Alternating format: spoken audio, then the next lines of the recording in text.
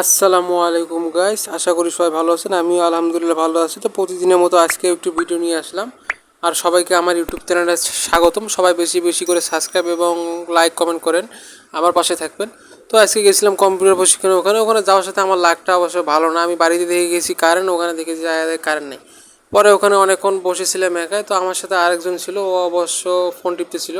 এদিকে দুইটা কম্পিউটারের মধ্যে আইপিএস আছে, আইপিএস সিস্টেম আছে, আর বাকিগুলোর মধ্যে নাই।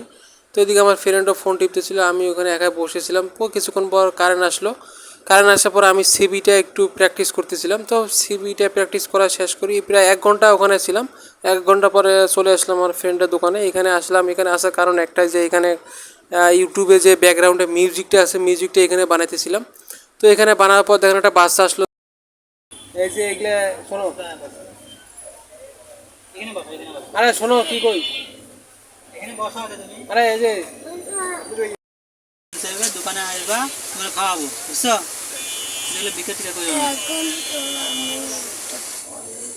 বিক্রি টিকা করিও না, বুঝছো?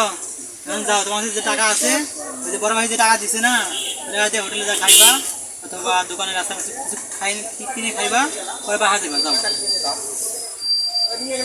তো ওই বাচ্চাটা এই বয়সে ভিক্ষা করতেছিল। পরে ওকে ডাকে দোকানের ভিতর বসে, ওর কাছে সব কিছু শুনলাম, ওর বাবার খোঁজ নিলাম। ওর বাবা মাছ ব্যবসায়ী করে, ওর বাবা মা সবই আছে। তো ওকে নিষেধ করতেছিলাম মানে এই কাজগুলো না করে। আর গাছ, আমাদের ভিডিও ভালো লাগলে অবশ্যই লাইক কমেন্ট শেয়ার করে আমাদের পাশে থাকুন। আসসালামু আলাইকুম।